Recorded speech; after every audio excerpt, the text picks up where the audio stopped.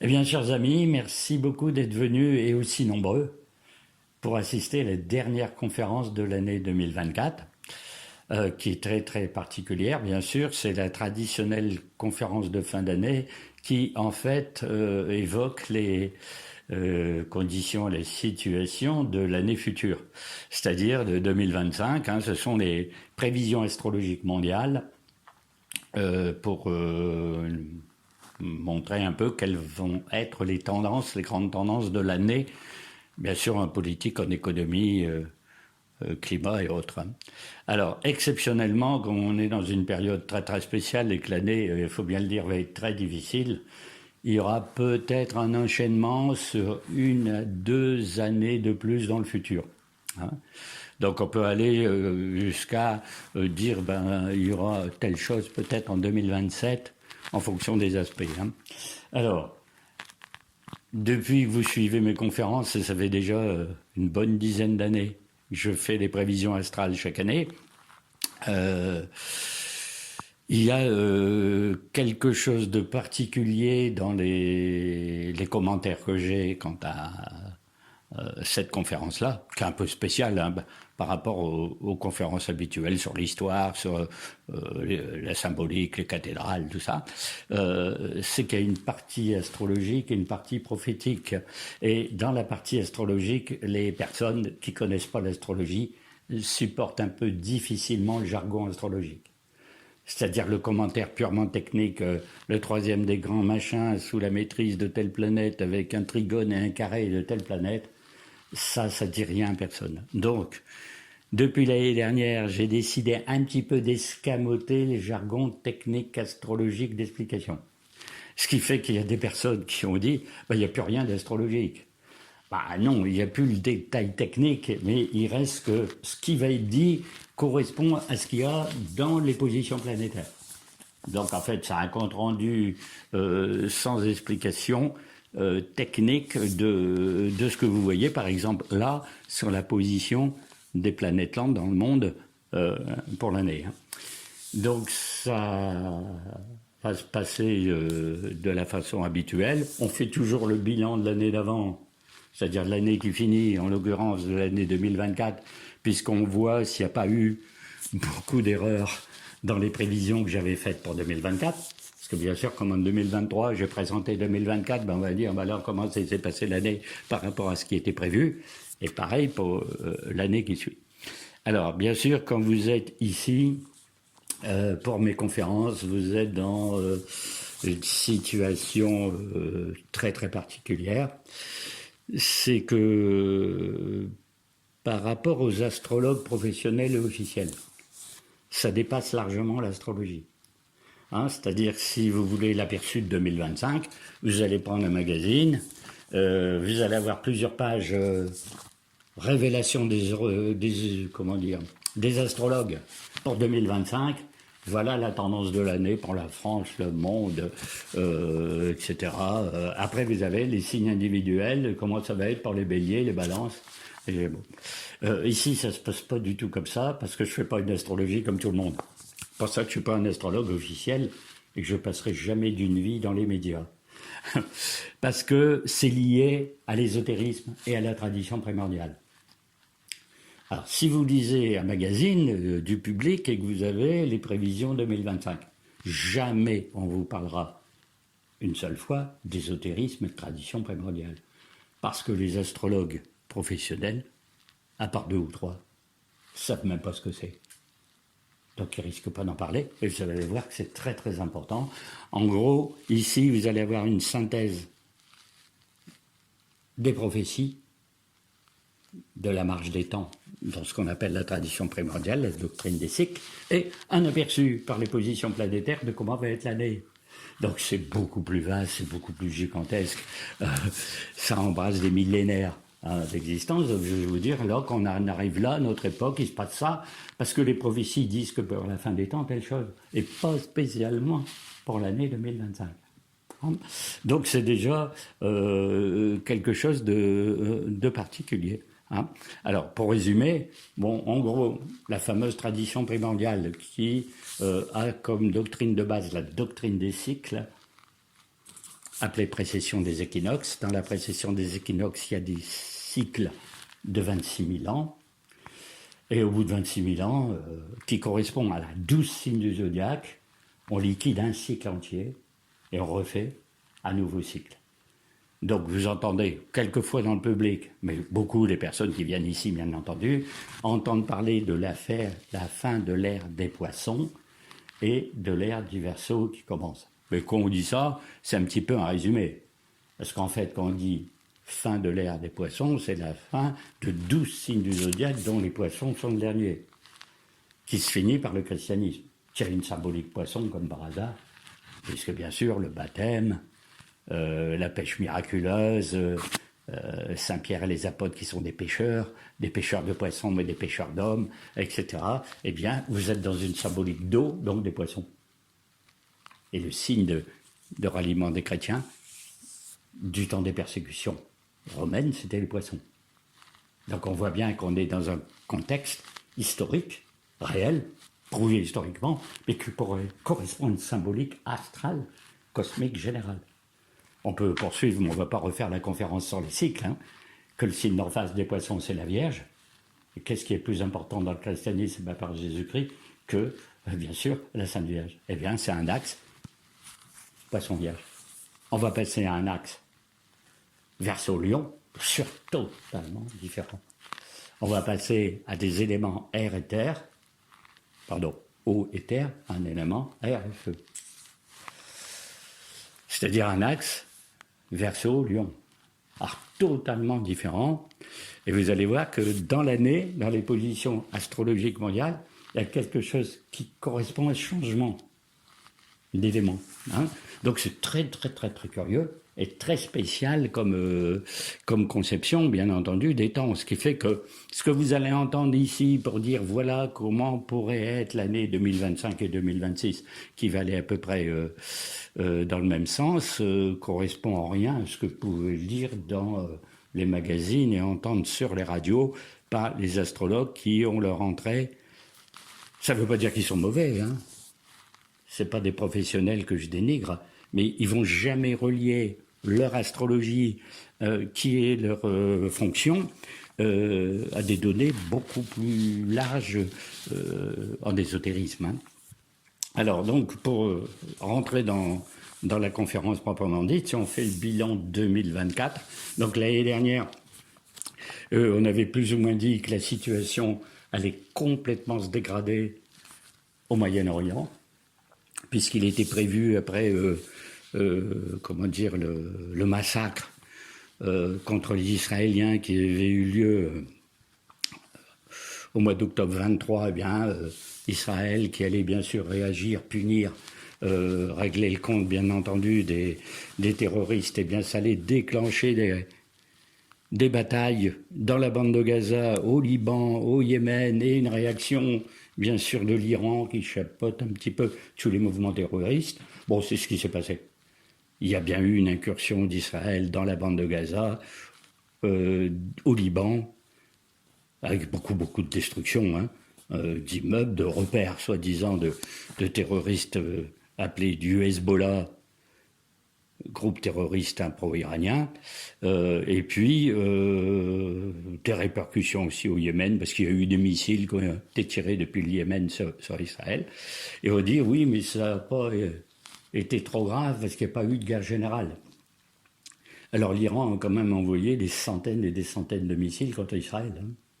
Donc l'Iran a réagi pour protéger ses alliés. Sauf qu'il y a eu une interception des missiles.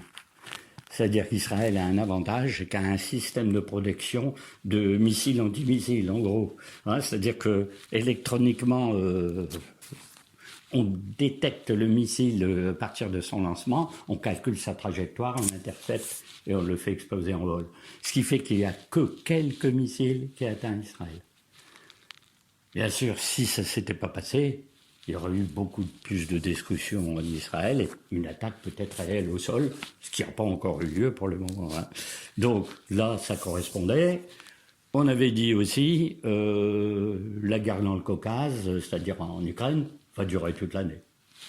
Et ça a duré toute l'année. À un moment, les Ukrainiens semblent prendre l'avantage. À un moment, les Russes reprennent l'avantage. Ça repart dans l'autre sens. Le front est toujours à peu près sur la même ligne. Bon, en gros, ça n'a pas bougé cette année. Attention, ça risque de bouger beaucoup cette année. Hein. Bon, partout ailleurs dans le monde, ça a continué. Tous les fléaux encore ont continué. Les pays où la guerre civile ont continué la guerre civile. Les pays où les trafiquants de drogue font la loi dans le pays, ça continue à être la même chose, au Mexique ou ailleurs. Donc c'est le SOCOP, bien sûr, complet en Afrique de l'Ouest, au Soudan, un peu partout. Donc en gros, ça correspondait. Pour ce qui est de la France, c'est... Là, en gros, la tendance, c'était de dire la situation politique va être totalement ingérable, c'est une véritable catastrophe. Il y aura à la fois beaucoup de problèmes économiques, des troubles politiques, une augmentation de la délinquance, etc., etc. Et c'est tout à fait ce qui s'est passé. Ça a même été plus grave que les années d'avant. Bon, on fait pas de politique ici, puis on refait pas l'actualité, mais en gros, il y a eu une dissolution. Le résultat des élections a fait que l'Assemblée nationale est absolument ingérable. Il se dégage pas de majorité. Le président navigue à vue avec les gouvernements qui peut constituer, j'allais dire, de briques et de broc, et qui, comme on l'a vu il y a pas longtemps, tiennent pas la route longtemps. Les prochains ne vont pas tenir la route longtemps non plus, puisque, bien sûr, la situation restant la même quant à la base, on ne voit pas ce qu'il y aurait comme changement. Hein, etc., etc. Donc forcément, si on fait le bilan général, le jeu de la Russie, le jeu de la Chine, les troubles en Afrique, le Moyen-Orient, bon, on était dans le contexte, en gros, malheureusement triste. Hein. Il n'y a rien de gai dans tout ça, mais ce qui était annoncé est conforme à ce qui était annoncé. Ce qui s'est passé est conforme à ce qui s'est passé. Alors il y a eu une erreur, donc je reconnais une erreur, c'est qu'on a étudié le cas des États-Unis, et selon le thème, bien sûr, des États-Unis et le thème de Donald Trump et de Joe Biden, j'ai dit dans la conf qu'il n'y aura sûrement pas de réélection de Trump. Et comme tout le monde sait, ceux qui suivent l'actualité, Trump est passé. Donc là, il y a une interprétation qui est pas bonne. Bon, il s'est passé quand même beaucoup de choses qui étaient plus ou moins imprévues. Hein. C'est que le candidat démocrate Biden, justement en question, frappé visiblement de sénilité, se retire, remplacé par la vice-présidente, bon, une belle madame, hein, mais quand même, Trump de l'autre côté. Et puis, contre toute attente, c'est Trump qui l'a emporté. Et largement. Alors, on suppose que c'est les attentats dont il a été victime qui lui ont donné un coup de pouce salutaire auprès de la population, parce que quand on l'a tiré sur lui, qu'il y a une balle qui lui a traversé l'oreille, il est resté raide comme un piquet, le poing dressé à la tribune où il parlait. Et donc on s'est dit, ça c'est un homme qui va tenir le coup dans le tumulte du monde. Il est meilleur que ceux d'en face.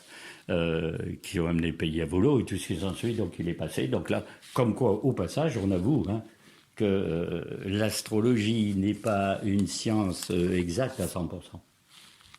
Parce que les planètes font tout plein d'aspects, ils sont un moment dans un décan, dans un autre, dans un signe, dans un autre, il n'y a jamais rien à 100% de certain, et puis il y a l'interprétation de l'astrologue. Donc quand il y a des aspects équivalents autant de positifs que de négatifs, il y a un moment où on se dit dans quelle tendance la balance va pencher, on ne sait pas trop. On suppute en gros une projection. Hein. Puis ça prouve qu'il y a une liberté humaine. C'est-à-dire que le fait de dire on vous annonce 50 choses, les 50 choses se réalisent, vous allez dire alors tout est programmé à l'avance, vous pourriez écrire le scénario de 2036, il est déjà fait, parce que c'est la peine qu'on bouge le petit doigt, plus personne ne fait rien. Et comme les gens ils ont déjà tendance à rien faire, dans le temps ordinaire, si on leur dit quelque chose, on leur dit toujours vous avez une marge de manœuvre, c'est pas forcément qu'une prophétie se réalise, vous avez toujours le droit de faire quelque chose pour la contrecarrer. Donc, voilà, en gros, j'allais dire, ça laisse un espoir. Il faut savoir que la Bible parle comme ça. Il y a des prophéties, les prophètes, c'est toujours des prophètes de malheur, ils annoncent des catastrophes, mais on dit toujours, si le peuple se repentit, retourne au temple, revénère Yahvé, Dieu, etc., patati patata, vous échappez à la catastrophe. Donc en gros, on pourrait dire aujourd'hui, pour rigoler, hein, retournez tous dans les églises, priez, retrouvez la foi, les fléaux vont s'atténuer. Sinon, c'est une mécanique. C'est un machin, comme une programmation. Vous échappez pas à la programmation. Donc, ça, c'est pas pour justifier que quelquefois, on peut faire des erreurs. Hein. Alors, voilà un petit peu pour l'ensemble du bilan 2024. Qu'est-ce que ça va donner en 2025? Malheureusement, la même chose, mais en pire. Alors, pourquoi ça va être pire? Parce qu'il n'y a aucune solution à rien. À aujourd'hui, puisqu'on parle fin décembre, il n'y a pas de solution au Moyen-Orient, il n'y a pas de solution en Ukraine. Il y en aura peut-être une, hein, avec l'avènement de Trump qui prendra ses fonctions que le 20 janvier, etc., etc. Et on ne voit pas, bien sûr, quant à la situation mondiale, par exemple en climat, ça se dégrade de plus en plus. Hein. L'économie européenne, la situation de la France d'un point de vue financier, d'un point de vue politique, on ne voit pas du tout pourquoi, à partir du 1er janvier, soudain, tout irait magnifiquement bien. On voit bien qu'on va continuer les tendances de 2024. Hein. Alors, des nouveautés ne sont pas impossibles, hein, parce qu'il y en a. C'est très très spécial, les nouveautés de 2025. Hein. Alors, aux questions qu'on me pose toujours, et qui sont pas faciles à traiter et auxquelles je réponds toujours d'une façon plus ou moins évasive. Y aura-t-il une guerre mondiale? Elle est malheureusement toujours à l'ordre du jour. La preuve, c'est qu'on en parle tout le temps. Bon, en gros, on dit qu'il y a un risque de troisième guerre mondiale. Après, comment faire pour l'éviter? Comment raisonner Poutine? Comment raisonner X? Comment raisonner Y? Non, on n'ira pas jusque-là.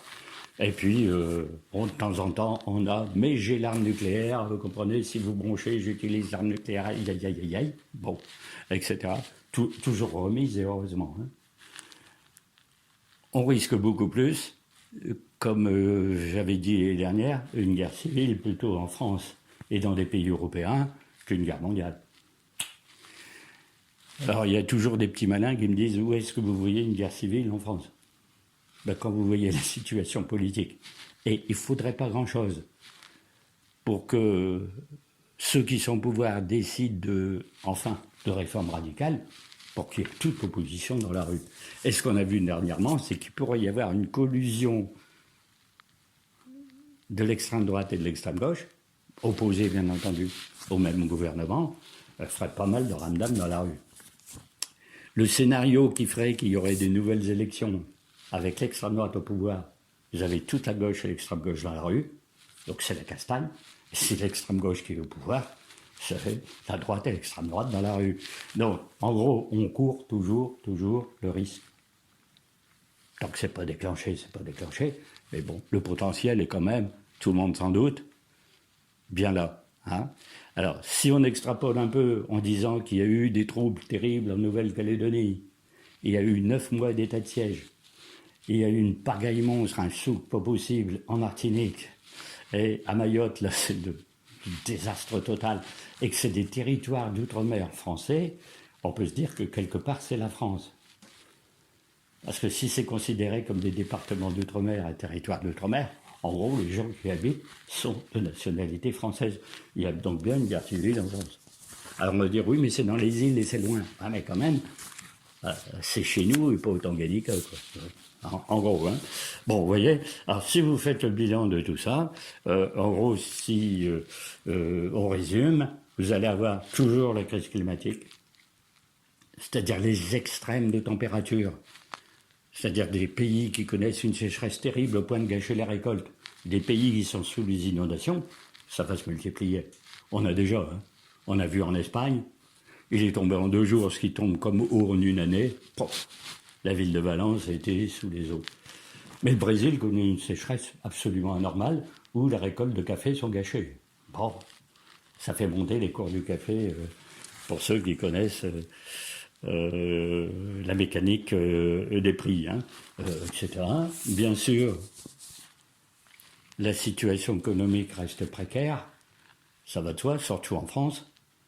Nous, notre situation, on en parlera un petit peu, puisqu'on a un chapitre spécial sur notre pays, bien sûr, puisque hein, c'est chez nous de 3 300 milliards d'euros de dette. Qu'est-ce que vous voulez faire avec ça? On ne peut pas faire grand-chose. Les autres pays sont moins endettés, mais c'est pas brillant leur situation. La crise politique, on l'a. Les tensions internationales, on les a, etc., etc. Hein. Alors, sans trop extrapoler, bien entendu, parce que ça ne concerne pas forcément 2025. En gros, si on prend toutes les prophéties de tous les prophètes, toutes sortes, hein. Vous avez des prophéties bibliques, mais vous avez des prophéties comme celle de Nostradamus, par exemple. Puis vous avez des prophéties de voyantes, et des voyantes qui, dans quelques visions, ont vu la destruction de Paris, l'armée russe envahir l'Europe, des choses comme ça. Donc il y a en gros des prophéties individuelles, des prophéties de grands personnages qui sont visiblement très initiés quelque part, comme Nostradamus, hein, qui était un initié, parce que sinon on n'aurait pas pu écrire ce qu'il a écrit, et puis les prophéties des grandes religions. Donc vous avez des prophéties sur la fin des temps dans la religion hindoue, dans le Coran, et puis le fameux livre de l'Apocalypse, bien sûr, dans la Bible. Et curieusement, ils disent tous à peu près la même chose. C'est-à-dire que quand on arrive à la fin des temps, à la fin d'un cycle, comme je disais au début, quand on est à la fin d'une ère, donc à la fin des fameux 26 000 ans d'une ère, eh bien, tout se dégrade. Les régimes politiques vont au volo, les hommes du pouvoir sont corrompus, l'économie va de travers, les climats se désintègrent, il y a une délinquance inouïe, patati patata. Donc en gros c'est un chaos, c'est les forces du chaos qui l'emportent contre les forces stables et disciplinées, et forcément le cycle finit par s'écrouler, et c'est la fin, mais c'est mondial. C'est-à-dire, dans une prophétie maya, dans une prophétie hindoue, dans une prophétie des Dogons d'Afrique noire, vous avez le même scénario. Alors, qu'est-ce qu'on a fait, en gros, dans l'interprétation? On a essayé de regrouper tout ce que disaient les prophéties, pour faire un peu une sorte de scénario final. Donc, qu'est-ce qu'il y aurait comme première chose? Il y aurait une accentuation de la dégradation, des climats, de l'économie, des troubles sociaux, du chômage, du machin, des calamités sans nom, mais normal. C'est terrestre. En gros, il y a une crise économique, il y a une crise climatique, ça reste un peu terrestre. Après, il y aurait l'assassinat de 3 grandes personnalités dans le monde. Alors, 3 grandes personnalités, on ne dit pas forcément que ce sont des chefs d'État, mais ça pourrait être des chefs d'État. Ça peut être un roi, même s'il n'est pas en fonction. Hein. Prenez le prince de je ne sais pas quel pays. Hein. Même une famille royale complètement anéantie, soit dans un attentat, soit dans un accident. Puis une grande personnalité. Une grande personnalité, ça peut être le secrétaire général de l'ONU, ça peut être le président du Fonds monétaire international, enfin, quelqu'un qui est une célébrité, qui est pris pour cible pour X raison. Il faut qu'il y ait 3 personnages de ce genre, qui fait une stupeur mondiale, parce que personne ne pouvait croire à une chose pareille, bien entendu. Hein. C'est un signe annonciateur de la catastrophe. Hein. Alors, bien sûr, les prophéties ne vont pas dire les noms, mais on va le voir à ce qui se passe. C'est-à-dire l'événement, on va l'avoir dans l'actualité. Hein. Alors, on ne compte pas ceux qui ne sont blessés, parce qu'on a tiré sur... je crois, le Premier ministre tchèque, on a tiré sur un Premier ministre du Japon, mais il n'était plus en fonction, c'était celui d'avant. Il a été tué, mais il n'était plus en fonction. On prend quelqu'un en fonction qui a assassiné une certaine année. Alors, Trump, il a été blessé, mais pas mort, donc il ne compte pas encore. Hein. Si on essaie de le réassassiner et que cette fois-ci on réussit, je vous dis pas le dégât. Hein. Le foin mondial que ça pourrait faire. Hein. La présidente de... Alors, attention, je vais citer les personnes, ils vont paniquer à bord, mais c'est des suppositions. Mettons la présidente de l'Union européenne. Je veux dire, quand il y a ça, forcément, c'est une stupeur mondiale. Alors, ça déclenche en cascade des machins politiques, hein, pas possible. Hein. Donc, il y a ça un petit peu dans le contexte. On rajoute quelques catastrophes naturelles, si on dit dans toutes les prophéties, un tremblement de terre, au-delà de toutes les normes habituelles qui dépassent les échelles de calcul. prend un grand machin qui touche tout un continent entier, des choses comme ça. Et ça se termine par quelque chose de très très curieux dans toutes les prophéties auxquelles personne ne peut croire, parce que c'est trop hallucinant. C'est ce qu'on appelle les 3 jours de ténèbres sur le monde. Donc dans une voyante, dans ses écrits, cette voyante qui s'appelle Marie-Julie Génie, dans Padre Pio, certaines phrases de Padre Pio, dans d'autres prophéties, Aloïs, Mayer, etc. Et dans l'Apocalypse de Saint Jean, on parle des 3 jours de ténèbres sur le monde. Alors, 3 jours dans lesquels il n'y aura pas de lumière du soleil visible, donc nuit noire pendant 3 jours, avec des personnes, bien entendu, qui ne peuvent pas sortir de chez eux, vu qu'il se passe quelque chose d'absolument anormal sur Terre, avec pas possibilité de consommer des produits qui ont pris l'air, c'est-à-dire des légumes achetés sur le marché, des bocaux de produits achetés dans les supermarchés, tout ce qui s'ensuit. Pas de pain, parce que bien sûr, ça sort de la pâtisserie, de la boulangerie, c'est pas possible. Et rester chez soi, bien sûr, dans le noir, éclairé qu'aux chandelles, parce qu'il n'y a plus d'électricité, il n'y a plus de gaz, il n'y a plus rien du tout, de calfeutrer tous les interstices dans la maison. C'est-à-dire, bien sûr, les ouvertures de fenêtres et dessous des portes, etc. Hein. Donc, bien sûr, quand il y a ça, c'est qu'il s'est passé si la prophétie est vraie. Comme les autres sont vrais, pourquoi celle-là ne sera pas vraie? C'est qu'il s'est passé quelque chose. Alors, on peut supputer un listing, bien sûr, de 10 mètres de long, de qu'est-ce qui peut se passer pour qu'il y ait ça sur Terre. Alors, soit il y a des troubles dans le soleil, il ne fonctionne pas normalement, il est bizarre, il n'y a plus de chaleur, il n'y a plus de lumière, je ne sais pas quoi. Bon, il y a fort à parier que ce soit plutôt un truc dans l'atmosphère qui crée une opacité, qui fait qu'on ne voit plus les rayons du soleil. Et on dit dans certains textes, le ciel va devenir orange, ocre jaune, marron. Bon, en gros, on n'a plus le ciel comme on voit normalement. Alors, est-ce qu'il y a eu une guerre chimique avec des produits chimiques volatilisés dans l'atmosphère? Est-ce qu'il y a eu une guerre atomique avec les radiations? On fait quelque chose dans l'atmosphère. Mais dans d'autres prophéties, on dit qu'on a vu un objet noir tomber du ciel, descendre, s'écraser dans la mer, tout a explosé.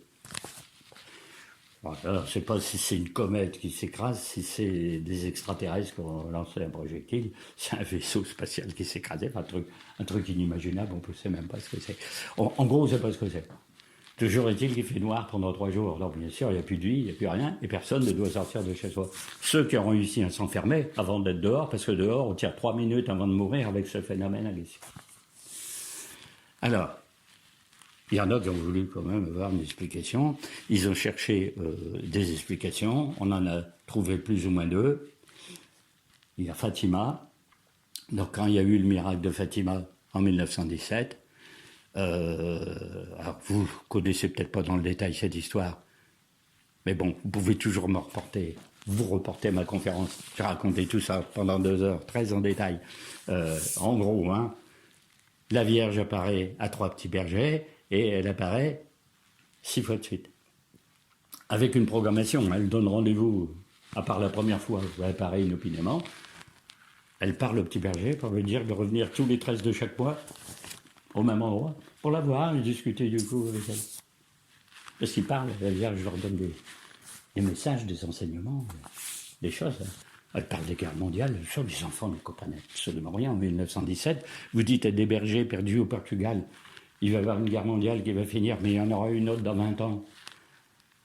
On dit, qu'est-ce que c'est que cette histoire? Ils ne comprennent rien, ils racontent ça à leur curé. Vous avez rêvé, un truc comme ça.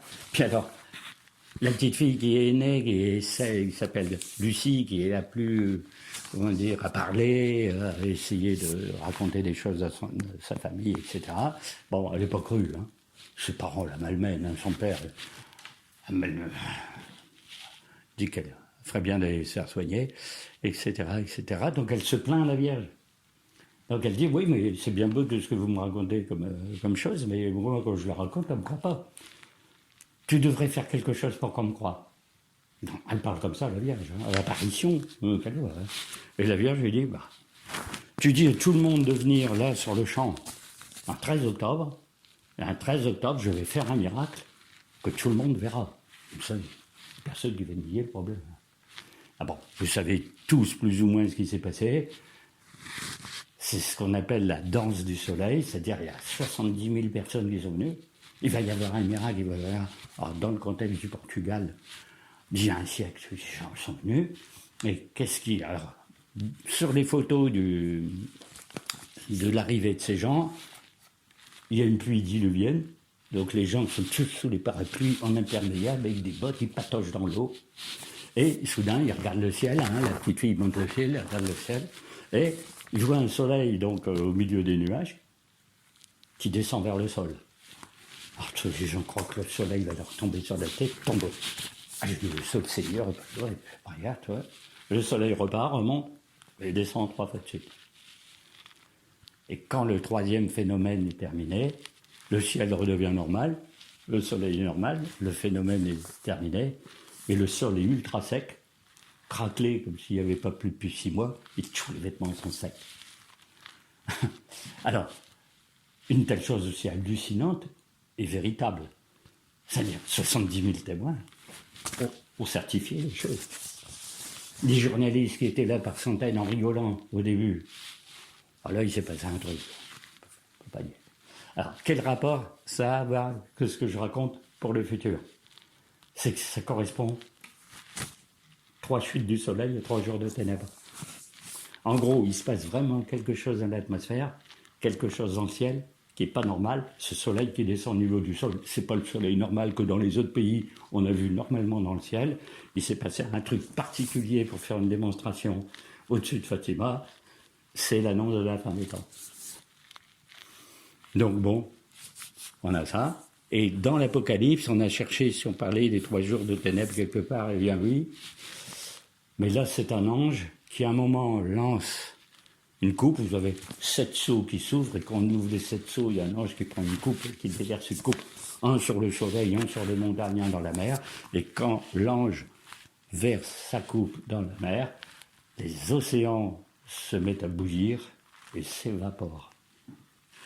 Bon, donc, il se passe un truc hallucinant, bien entendu. Alors, soit il y a quelque chose qui est explosé, soit il y a des radiations, soit la Terre a été touchée par un projectile, le magma monte du sous-sol et puis assèche, vaporise l'eau. Et on retrouve bien entendu un état d'atmosphère complètement différent à cause de la vapeur d'eau. Et du coup, on se retrouve dans un contexte, cette fameuse atmosphère, on ne voit plus le soleil. Bon, le dernier scénario possible, ce serait qu'un pays aurait mis au point une arme très spéciale qui modifierait le taux de composition de l'oxygène dans l'air. Alors là, quand on en est là, alors peut-être que tout le monde ne sait pas, même pas moi, parce que c'est de la physique, qu'il y a un taux d'oxygène dans l'air. On a de l'azote, on a de l'argon, du xénon, du gaz carbonique, et on a un taux d'oxygène de tant de pourcents. Le taux d'oxygène, depuis que la Terre existe, ne peut pas varier. C'est toujours le même, quelle que soit l'époque, le climat sur Terre, les civilisations, etc. Si c'est 1% de moins, il n'y a pas d'atmosphère. C'est-à-dire qu'il y a une atmosphère, mais on ne peut pas respirer, il n'y a pas d'êtres vivants qui peuvent exister, puisque l'air n'est pas respirable. Bon. Exemple, si c'est 20%, ça passe à 19%, il n'y a pas d'air. Mais si on l'augmente de 1%, l'atmosphère prend feu. En gros, elle se carbonise parce qu'il y a trop d'oxygène. Alors, imaginez le scénario de science-fiction, hein, qui est une arme qui modifie le pourcentage d'oxygène dans l'air. Vous enflammez l'atmosphère. Forcément, comme il y a une carbonisation, les rayons du soleil... Alors, il y en a qui vont dire, ouais, mais ça tient de la guerre des étoiles. C'est des trucs inimaginables. On ne peut pas croire à ça. On ne force pas à y croire. Hein. On dit que ce sont les scénarios du futur. Alors, ce n'est pas forcément 2025. Hein. Mais depuis 2020, et depuis 1999, en gros, il faut s'attendre à tout dans ce genre de scénario. Hein.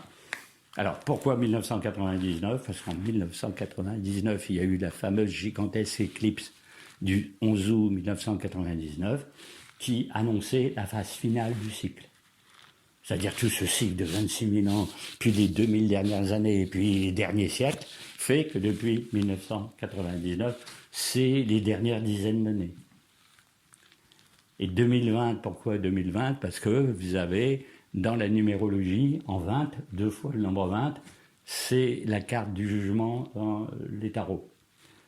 Donc en gros, c'est le jugement d'humanité. Voilà, vous allez juger, c'est le jugement, 2 fois le jugement terrestre, vos activités terrestres, jugement spirituel, qu'est-ce que vous voyez, jugement spirituel, quel est le bilan de votre vie en matière de spiritualité, votre côté bon.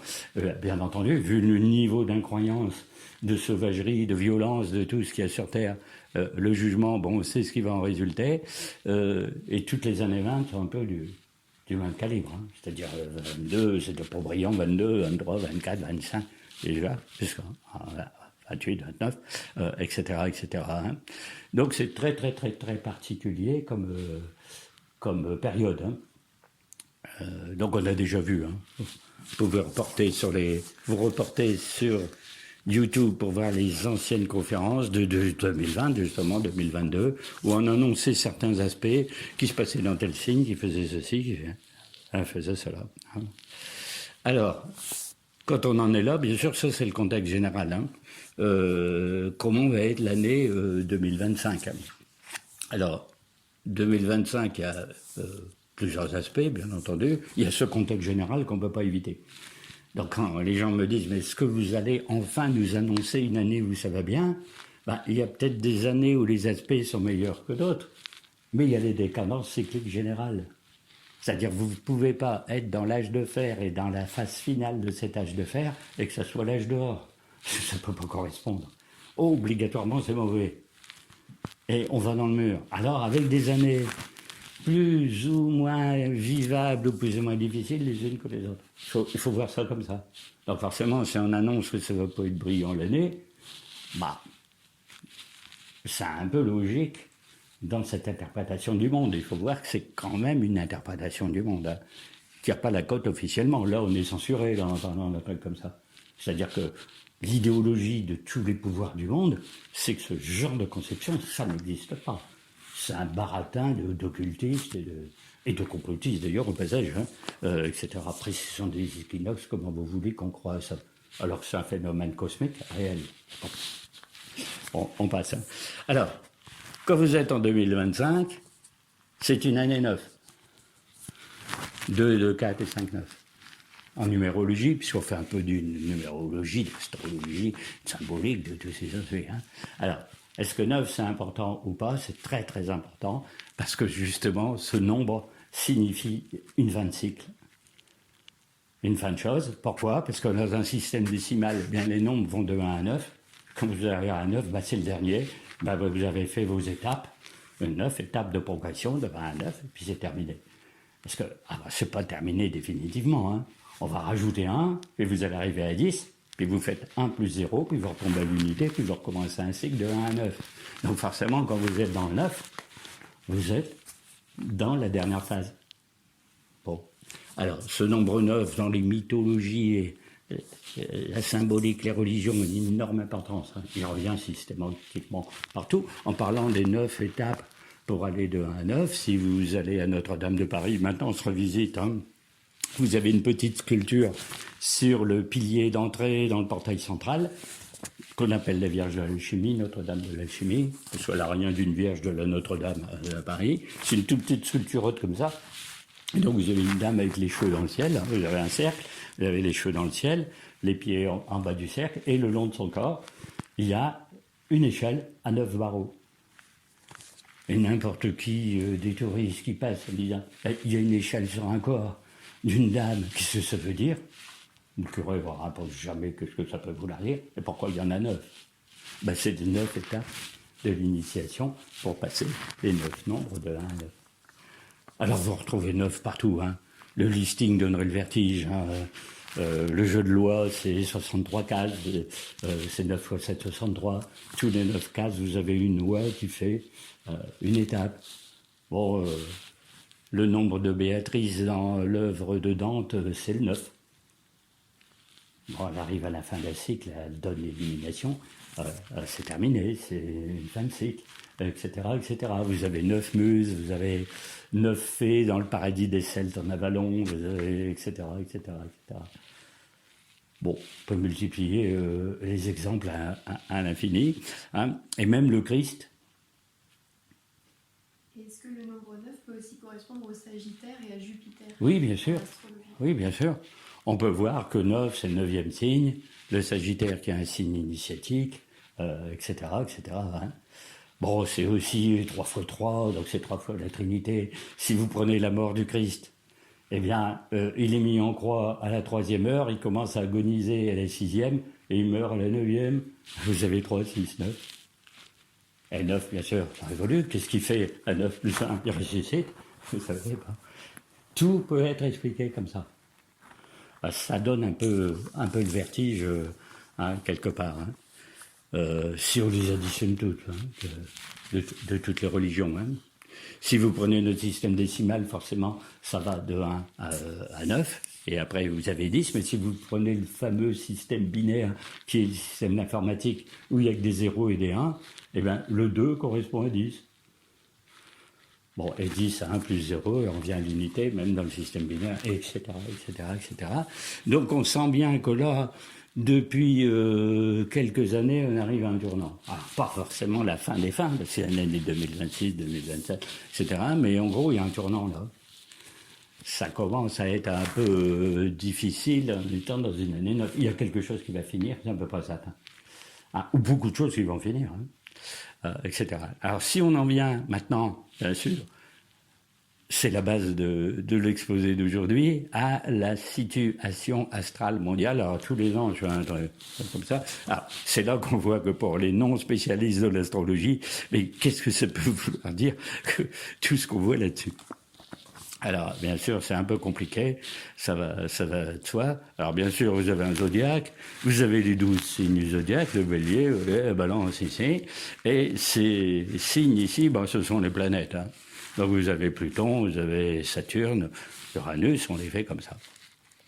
Donc, bien sûr, où elles sont, c'est leur position en signe dans l'année. Bon, par exemple, à Pluton en Verseau, hein. Voilà, Saturne en Poisson, hein, etc., etc. Ce que vous voyez en orangé sur la carte, c'est leur avancée dans l'année. C'est-à-dire combien de degrés elles se déplacent. Bon, vous voyez en gros que toutes ces planètes sont par ici. Alors, en général, on tient compte que des planètes lentes. Parce qu'elles marquent bien sûr un décan, un signe, parce qu'elles sont assez longtemps au même endroit, hein. Donc les planètes lentes, pour ceux qui ne savent pas, c'est Jupiter, Saturne, Uranus, Neptune, Pluton. Et on rajoute quelquefois Mars, parce que Mars, quand il fait une rétrogradation, il est très longtemps dans le même signe, donc il équivaut plus ou moins à une planète lente. Et puis, quelquefois, on met aussi Mercure, parce que Mercure rétrograde 3 fois par an, tous les ans, et quand il est en période de rétrogradation, c'est pas fameux non plus. Hein? Alors, ce qu'on appelle la rétrogradation en astrologie, sans faire un cours d'astrologie aujourd'hui, bien entendu, c'est pas le but. On n'est pas dans un cours d'astrologie, mais en gros, la rétrogradation, c'est un phénomène purement visuel qui montre que depuis la Terre, on a l'impression que les planètes reculent. Bien sûr, dans le ciel, elles ne reculeront jamais. Parce que si ça se passait, qu'une planète se mettait à tourner dans l'autre sens, ça serait quand même très embêtant. C'est pas le cas, c'est un phénomène purement visuel dû au différentiel de vitesse des planètes. C'est-à-dire, comme elles vont pas à la même vitesse, il y en a qui sont derrière, qui les doublent, qui les passent, comme des voitures sur la route. Donc on a l'impression que plus la vitesse de l'une augmente, plus l'autre se trouve aller à l'arrière. Donc c'est pas un phénomène réel. C'est un phénomène d'optique, mais symboliquement, si on traduit un symbole, ça veut dire que la planète est enrayée dans son fonctionnement. Pour reprendre Mercure, quand il est rétrograde, comme c'est la planète du mouvement, des voyages, des déplacements, de la communication, eh ben ça s'enraye. C'est-à-dire il y a des grèves pour les compagnies de chemin de fer, vous avez le courrier qui n'arrive pas, vous avez le téléphone qui ne marche pas, vous avez voyage annulé dans votre vie personnelle, par exemple, au moment de votre Mercure rétrograde. Si vous l'avez dans votre thème natal, c'est encore plus embêtant. Hein, parce que toute l'année, il est rétrograde, donc il va être rétrograde à un moment de votre vie. Si vous l'avez dans le thème natal, il est permanent. C'est un petit peu embêtant. Mais alors, c'est pareil pour les autres planètes. Vous dites, Mars, quand il va être rétrograde, comme c'est la planète de l'action, d'audace, de l'énergie, ça va patauger un petit peu. Si en plus il tombe dans un signe d'eau, alors là, il patauge 2 fois plus que la normale. Bon, etc., etc. Puis après, ils reprennent leur marche directe. Donc elles sont directes, rétrogrades, redirectes, rétrogrades, redirectes. Bon. Alors, c'est toutes les flèches que vous voyez ici avec des retours. Alors, c'est trop compliqué vous dire c'est direct jusqu'à telle date, c'est rétrograde, puis ça remonte à direct, parce qu'il y a des dates où le mouvement s'inverse. C'est pas ça qui est important. On peut pas perdre trop de temps à parler de tous les mouvements. Bon, vous voyez là, par exemple, Saturne, il va commencer le 1er janvier 2025 à 14 degrés 31 des poissons. Il va faire tous les poissons. Il va rentrer un petit peu en bélier jusqu'à 1,56 du signe du bélier, puis il va repartir en poisson. Bon, ici, pareil, Uranus, il est en taureau. C'est la partie que vous voyez en orangé ici. Il va rentrer en gémeaux, et puis il va repartir en taureau. Alors, avec les dates, très compliqué où ça se passe, mais dans n'importe quel livre où il y a les positions planétaires, vous avez toutes les dates. Hein. Alors, pour passer au plus important, en gros, qui est, qu'est-ce que ça veut dire? Alors, première chose, vous avez Pluton ici. Alors, Pluton, c'est l'une des planètes les plus importantes pour la fin des temps, parce que c'est l'astre des transmutations, du changement, de l'évolution, etc., et qui tombe en Verseau, qui est un signe de rébellion et de révolution. Donc quand vous avez une planète, en gros, du changement, qui tombe dans un signe de changement, ça va changer.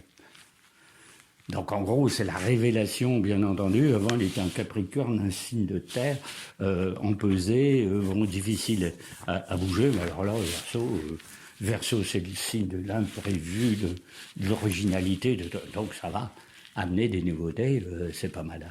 Alors bien sûr, comme cette planète avance très très lentement, 1,5 degré par an, elle est juste dans ce petit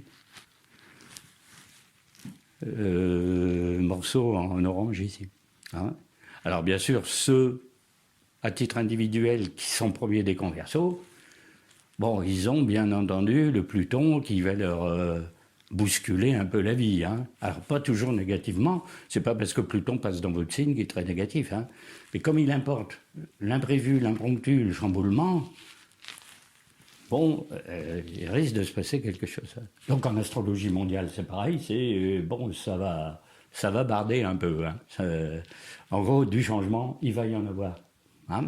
Alors, certains qui sont très très mécontents de la situation actuelle vont dire c'est un plus, parce que quand même il y a quelque chose qui va changer. Hein.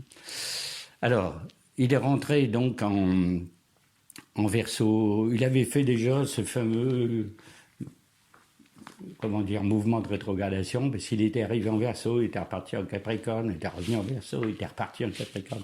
Il est rentré définitivement en Verseau le 20 novembre 2024. Donc en clair, c'est il y a 6 semaines. Donc c'est tout récent que Pluton est en Verseau définitivement et pour 20 ans. Parce que ça met 20 ans, 18 à 20 ans par signe.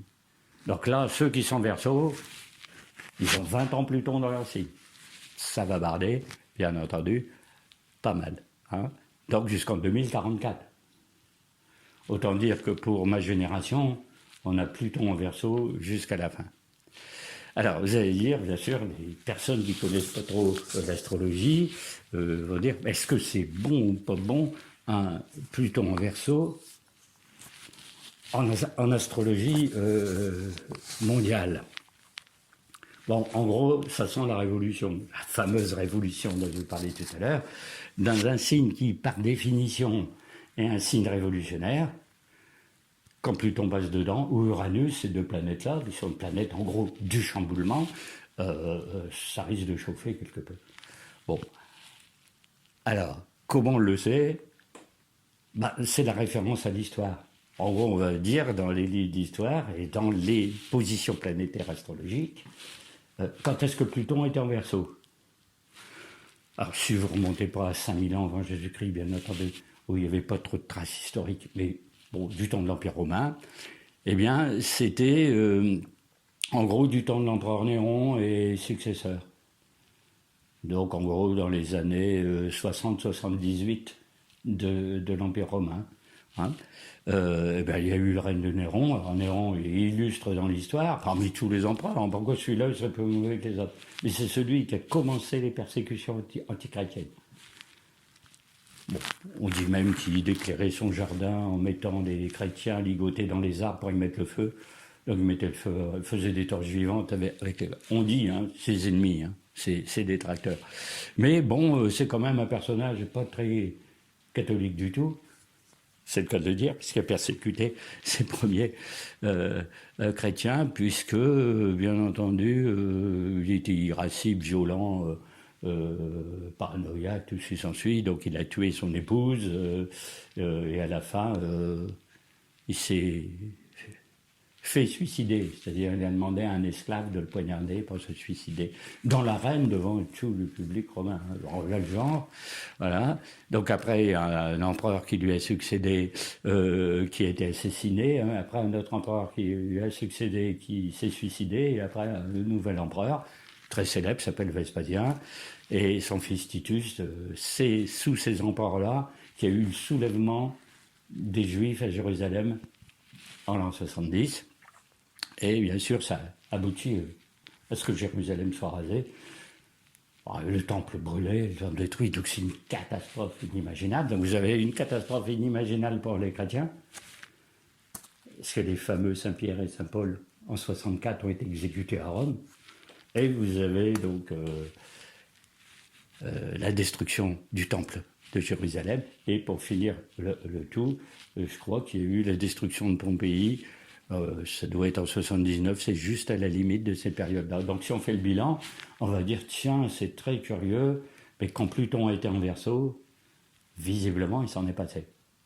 Bon, on ne fait pas l'histoire de la Chine ou de l'Amérique centrale pour voir comment c'était à la même période, hein, mais sans doute pas très clair. Hein. Si vous passez une étape suivante, c'est Philippe le Bel et la fin de l'ordre des Templiers. C'était pas une bonne période non plus, la liquidation de l'ordre du Temple, les Juifs chassés de France par le fameux Philippe le Bel, toujours pour prendre leur richesse.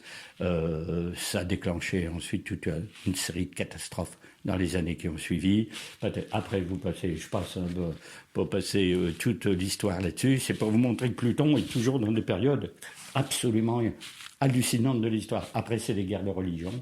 C'est 1530, 1500 et quelques. Et puis la bien plus extraordinaire période, bien entendu, c'est la Révolution française. En gros, c'est 1780-1798.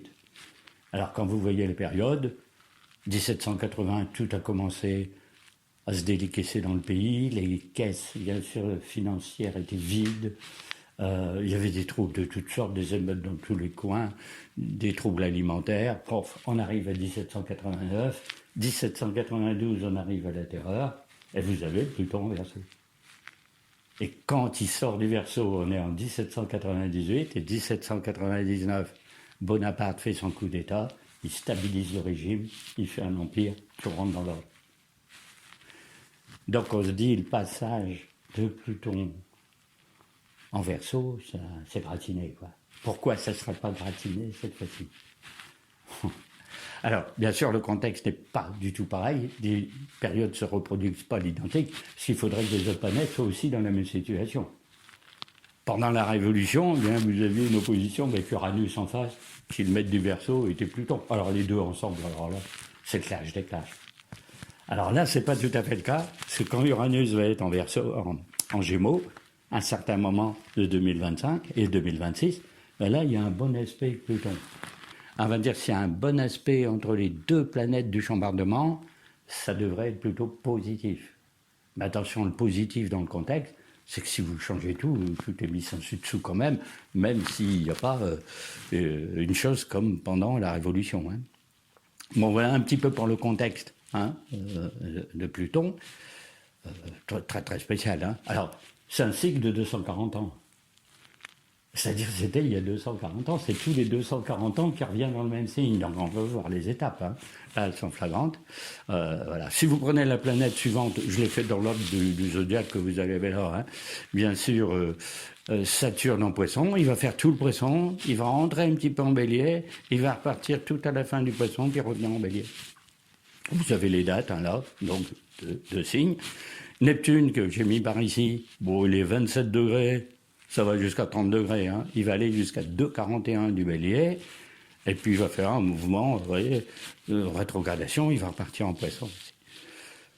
Quand vous avez Uranus, il est fin Taureau, donc les gens qui sont troisième décan Taureau, ben, ils sont soumis à pas mal de turbulences, de chamboulements, de tout un tas de choses un peu embêtantes, puisqu'ils ont Uranus qui passe chez eux.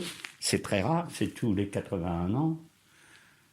Donc si on a la moyenne d'une vie, on voit qu'une fois Uranus dans son signe et son décan, bien entendu, d'une vie. Pareil, il va rentrer en Gémeaux. Quand il va rentrer en Gémeaux, il va faire un bon aspect avec Pluton, c'est pas mal, puis il va repartir en Taureau. Puis il va revenir en Gémeaux 2026. Donc c'est un petit peu particulier comme chose, hein.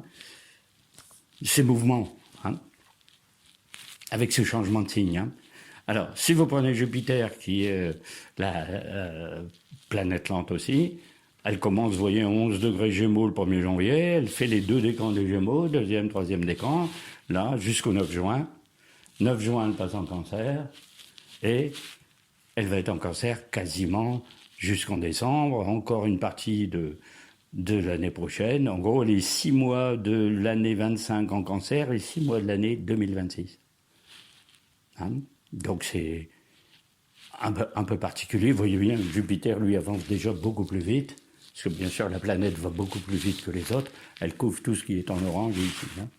On va rajouter Mars, parce que cette année, Mars fait un itinéraire particulier.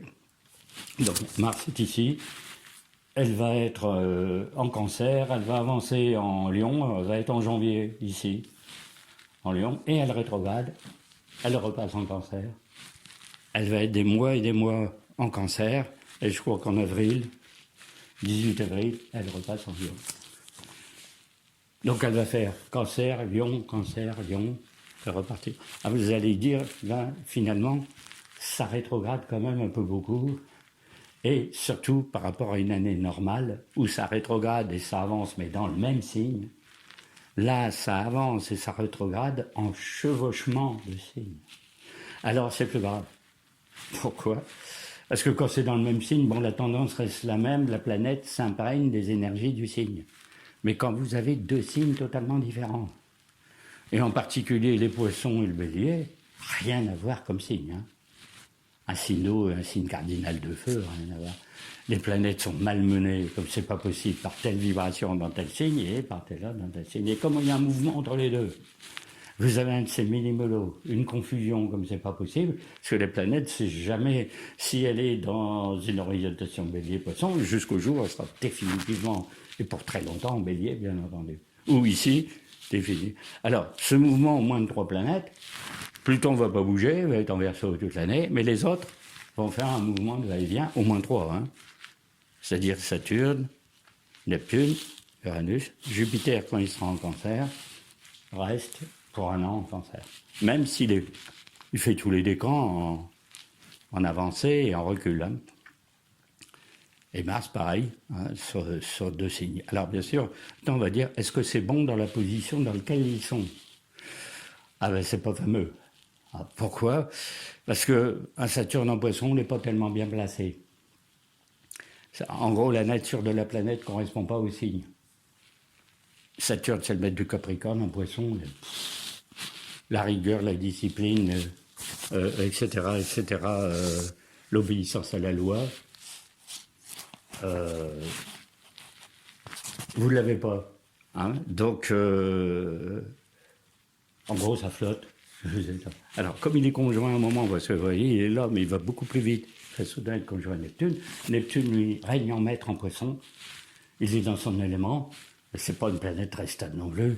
Dans un signe d'eau, les deux additionnés donnent une sorte de confusion générale. Et tout le monde voit bien que la confusion générale, on l'a. Donc vous voyez un petit peu la particularité de l'année, c'est ces passages de planètes très très importantes dans d'autres signes, et pour 3 sur 5 de ces planètes-là dans le signe du début de l'année, dans le signe d'origine, alors bien sûr sont plus ou moins bonnes dans tel ou tel signe. Par exemple, si je prends Neptune, Neptune est très bon en poisson, mais est-ce qu'il sera bon en bélier? Bon, Saturne est bon, pas bon en poisson, est-ce qu'il sera bon en bélier? Alors, vous allez dire, ça va changer de signe, donc ça va tout changer. Eh bien, en fait, c'est pire. Parce que Saturne et Neptune, quand ils seront en bélier, sont ni bons, ni l'un, ni l'autre. Alors, c'est très embêtant, parce qu'on dit là, on change de signe, attention, hein, le bélier, c'est puissant comme signe cardinal de feu, va avoir un bon aspect avec Pluton, ça va donner une énergie, mais la conjonction des deux planètes ne va pas être fameuse. Alors, pourquoi? Parce que Saturne en bélier, c'est le plus mauvais signe dans lequel elle puisse tomber. C'est vraiment pas de chance qu'il y ait un changement de signe et qu'il se passe un truc pareil. La conjonction avec Neptune, comme les deux planètes ne sont pas de même nature, la conjonction n'est pas bonne. Hein? En gros, Neptune c'est la mer, Saturne c'est la montagne, et Neptune c'est l'instinct, l'imagination, Saturne c'est la rigueur, la réflexion, etc., etc. En gros, ça n'a pas de rapport. Les deux tombent en conjonction dans le même signe, qui est un signe de feu sous la domination de Mars. Bon, en gros, c'est un petit peu c'est actif par le bélier. Alors, qu'est-ce que ça donne une planète comme Neptune qui symbolise la foi et les croyances en bélier? Ben, vous avez une foi très dynamique. Mais foi très dynamique, ça peut vouloir dire militantisme religieux, conversion, exhortation, je ne sais pas quelle chose à faire, voire du fanatisme. Bon, comme Saturne n'est pas une planète très marrante, on peut dire que le résultat va pas être fantastique de cette conjonction en bélier. En gros, la conjonction n'est pas bonne. Mais, curieusement, quand on est en pleine ambiguïté, vous avez un bon aspect avec Pluton, ici un aspect qu'on dit de sextile, un bon aspect avec Pluton, et quand Uranus sera en Gémeaux, vous avez un bon aspect avec Uranus. Ce qui fait qu'on est dans un cas très particulier, où 4 planètes lentes sont en bonne relation ensemble. Hein, c'est-à-dire Pluton, Neptune, Saturne, Uranus vont être en bonne relation ensemble. Il n'y a que Jupiter qui est un petit peu à part. Alors c'est très très rare dans le ciel, ces 4 planètes lentes en aspect harmonique ensemble, sauf qu'au milieu il y a une conjonction qui elle n'est pas bonne. Alors ça veut dire qu'il y a des aspects qui activent une conjonction qui n'est pas bonne. Et cette fameuse conjonction Saturne-Neptune, c'est la conjonction du communisme. Alors, pourquoi on dit ça? Chaque pays a un peu une conjonction typique. Par exemple, les États-Unis, c'est Jupiter-Uranus. Israël, c'est Saturne-Pluton, etc., etc. Tous les pays musulmans sont signés par le Scorpion et Mars-Pluton. C'est peut-être pour ça qu'ils sont si guerriers, d'ailleurs, au passage. Et là, c'est le signe du communisme. Pourquoi? Parce que le jour où il y a eu la révolution russe, eh bien, il y avait une conjonction Saturne-Neptune. Alors là, je ne vais pas ramener le thème, hein, parce que ce serait trop long de vous expliquer le thème du jour de la révolution russe. Elle est censée avoir commencé quand les bolcheviks ont pris le palais d'hiver à Saint-Pétersbourg, et ce jour-là, il y avait cette conjonction-là. Et on a retrouvé cette conjonction-là dans le communisme. C'est-à-dire, en gros, Neptune, c'est l'idéal, c'est le social, c'est la mystique, c'est une mystique révolutionnaire, hein, etc. Et puis Saturne, c'est l'État, c'est la rigueur, pour la Russie, c'est l'administration, la bureaucratie, le goulag, le machin. Et il y avait dans le thème de la révolution russe, quand elle a eu lieu, l'indice de son éclatement. C'est-à-dire que son écroulement était prévu dans le thème. Bon, un astrologue aurait pu dire, ça va tenir tant d'années. Il y en a même qui ont calculé quand ça allait s'écrouler. Ils ont compté que l'URSS durait 73 ans et durait 73 ans. Au passage, elle crédite bien sûr un petit peu des prévisions astrologiques quand elles sont bien faites comme ça. Hein? Donc, quelle est la particularité de l'année? C'est 4 planètes qui sont en aspect ensemble, les planètes qui changent de signe mais qui reviennent dans les précédents. Et si on continue, hein, est-ce que Uranus est bon en taureau et bon en gémeaux? Ben, il n'est pas bon du tout en taureau, mais il est bien meilleur en gémeaux. Parce que bien sûr, c'est la planète maître du Verseau, signe d'air, elle tombe dans un signe d'air en gémeaux, c'est bon. En taureau, le signe ne lui convient pas vraiment. Hein. Jupiter, est-ce qu'il est bon en Gémeaux? Bon, pas trop mauvais. Ça donne beaucoup d'expansion, d'idées, de communication, etc. Mais c'est un signe double. Alors, il veut toujours faire tout plein de choses en même temps. Il s'éperpille un petit peu. Mais en Cancer, il est très bon. C'est l'un de ses meilleurs signes avec les Sagittaires et les Poissons. Donc, un Jupiter en Poisson, on va dire, ah là, ça va être formidable. Bien sûr. Bon, sauf que quand il va être au début du Cancer ici, il va faire un mauvais aspect avec les deux planètes qui vont être au début du Bélier. Ici, vous avez ce qu'on appelle un carré en astrologie. Alors, un carré Jupiter-Neptune, c'est la confusion, c'est la crise économique, c'est le dérapage financier. Et un mauvais aspect avec Saturne, c'est des problèmes de pouvoir, de justice, de choses comme ça. Donc, en fait, là, c'est pas fameux du tout. Après, bien entendu, les planètes vont retourner en Poisson, Jupiter va continuer en Cancer, l'aspect de carré se défait, mais au moment où il va avoir lieu, ça va chauffer. Alors, donc ça, c'est l'un des aspects les plus mauvais de l'année, c'est quand il y aura ça. Il y aura un aspect très très mauvais dans l'année, c'est quand Mars va être ici, premier décan Lion, parce qu'il vient en Lion jusqu'ici, retourne en Cancer, il revient en Lion, mais quand il est en Lion, il y a Pluton en face.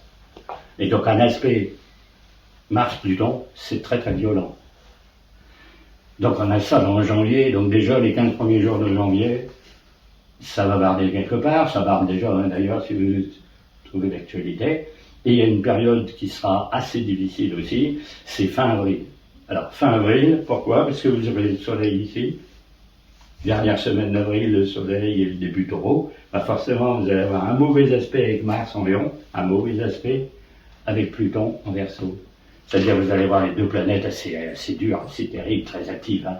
Mars-Pluton en hostilité, mais en aspect hostile avec le Soleil lui-même, c'est-à-dire trois planètes masculines, fortes, et très fortes dans leur signe. Hein, le Taureau, c'est pas gnangnan comme signe, le Verseau non plus, et le Lion, surtout Mars, mettre du Bélier, signe de feu en Lion, très très fort en Lion. Donc là, il risque d'avoir pas mal de trous, un risque de guerre, machin, donc c'est fin avril. Après la période difficile suivante, eh bien c'est le mois de juin. En mois de juin 2025, il se passe des trucs absolument extraordinaires. Au début du mois, il y a 9 planètes sur 10 qui sont en signe d'air et de feu. Alors c'est très rare que les planètes sont à peu près dans les mêmes éléments. Et puis alors, le 9 juin, il y a Jupiter qui est en Gémeaux, vous voyez, 9 juin, il va rentrer en Cancer. Et dans les semaines qui suivent, il va faire le carré ici. Et on va retrouver, bien sûr, une planète en signe d'eau. Donc vous avez un jeu entre les éléments, en gros comme s'ils se bagarraient, les éléments terre et eau ensemble, et les éléments air et feu ensemble. Un moment, ça va être très eau et terre, un moment, ça va être très air et feu. On va de plus en plus vers l'air et le feu. Il y a des périodes de 2026 où il n'y a quasiment plus que de l'air et du feu dans le ciel. Vous allez dire, qu'est-ce que ça change? C'est des éléments beaucoup plus dynamiques, beaucoup plus animés.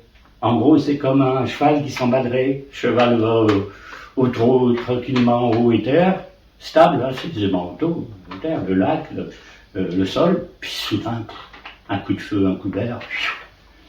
En gros, il va y avoir un emballement des choses. Alors, si le fond est positif, l'emballement il va dans le positif, puis si le fond est négatif, ça va dans le négatif. En gros, ça emballe les choses.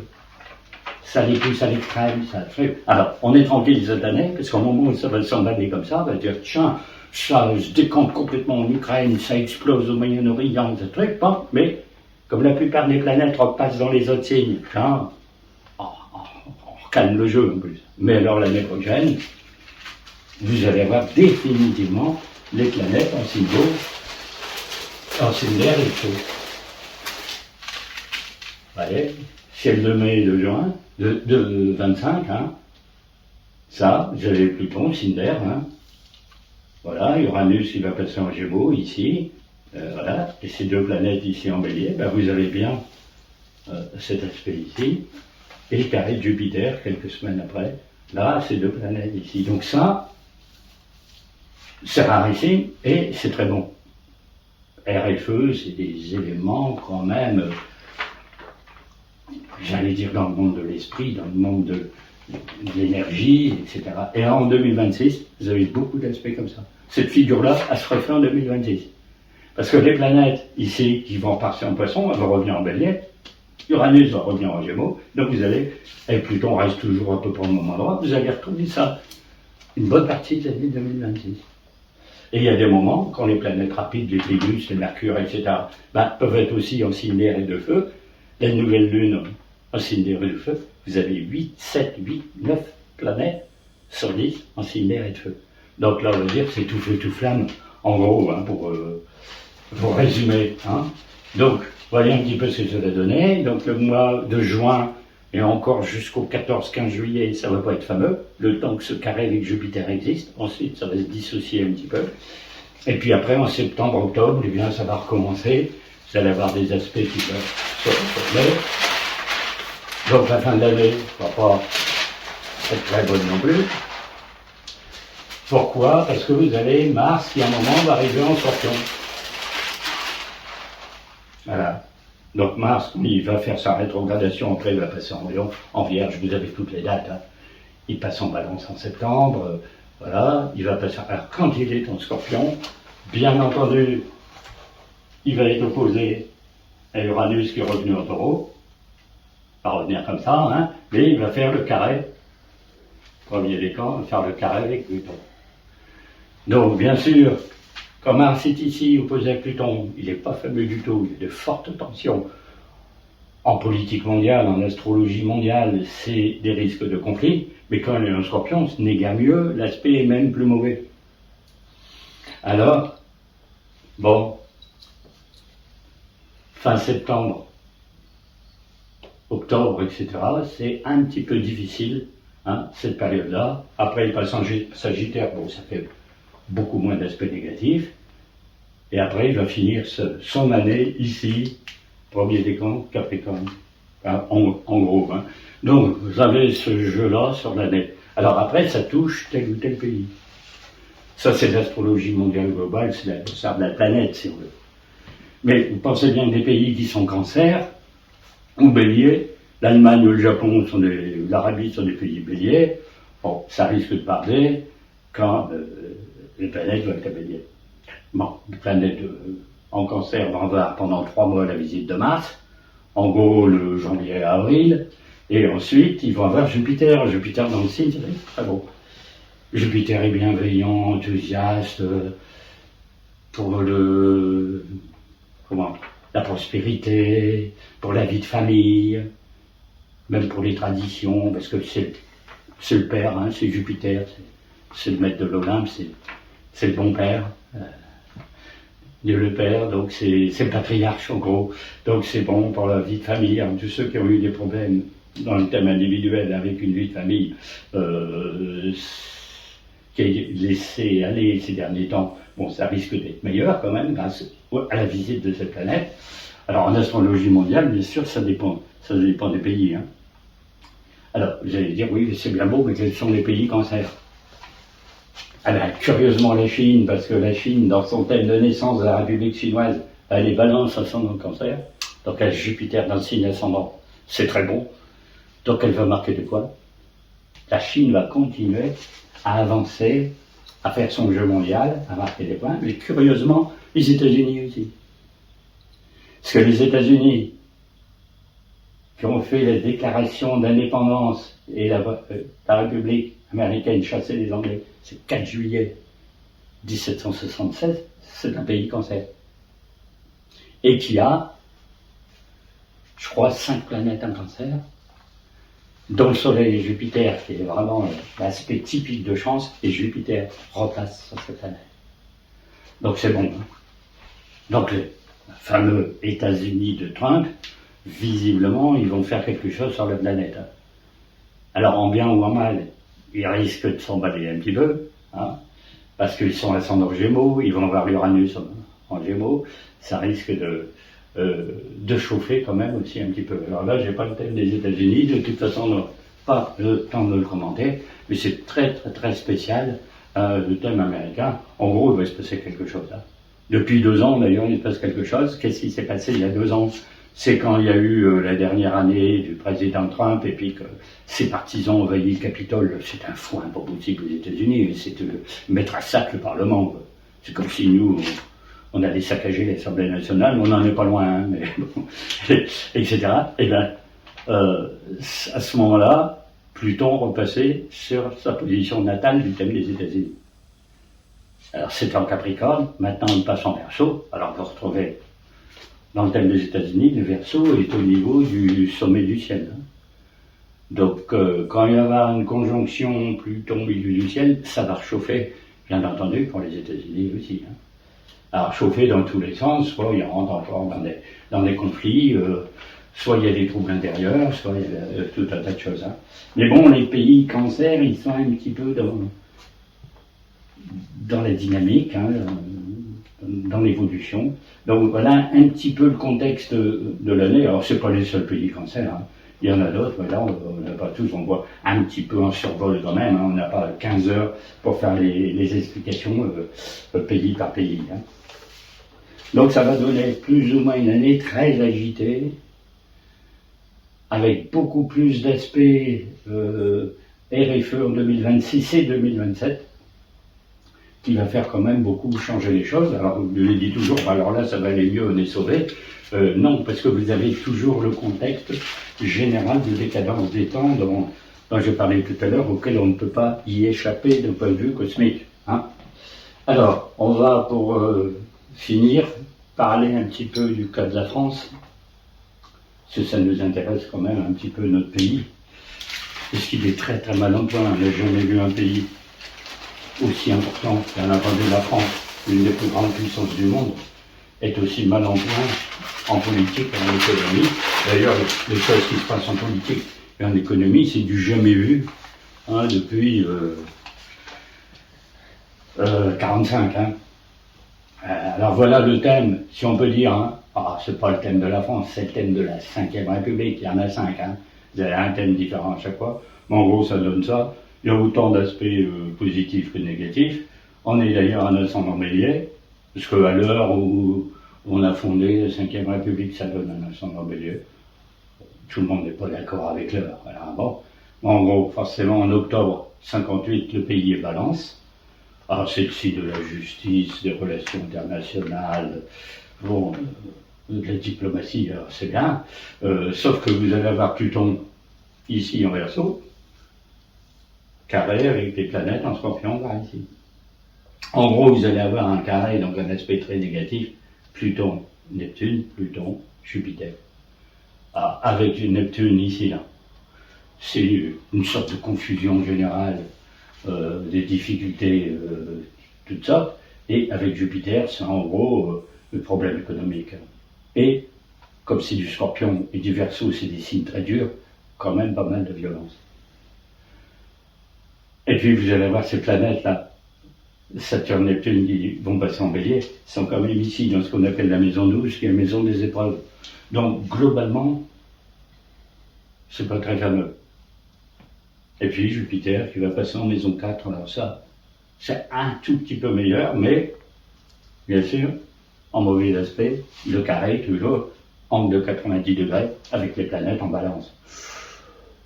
Donc, l'année n'est pas simple. En gros, c'est 2024 en pire. Alors, vous voyez ce qui caractérise notre pays. En gros, les troubles politiques, hein, puisque la fameuse dissolution, l'Assemblée ingouvernable, etc., etc. Hein, bien sûr, le résultat des élections, en gros, pour résumer ce qui s'est passé pour ceux qui suivent l'actualité, il y a eu des élections européennes. Dans les élections européennes, il y a eu une poussée des extrêmes. Le parti présidentiel a été ratétiné, puis le président a trouvé mieux de dire, on va bien voir ce qu'on va voir, on va faire revoter les gens. Mais pour la France, puis de voir où en est l'état du pays d'un point de vue politique. Puis ça donnait le résultat que tout le monde connaît. Ça donnait des avantages aux extrêmes. En gros, il y a 3 composantes, hein, un tiers, un tiers, un tiers, et un tiers, un tiers, un tiers, on ne peut pas gouverner. Donc l'Assemblée nationale est ingouvernable, le président essaie de gouverner tout seul, il y a bien du mal, et il nomme des gouvernements de briques et de broc qui ne sont pas des extrêmes, pour essayer de gérer comme ils peuvent voilà, la situation.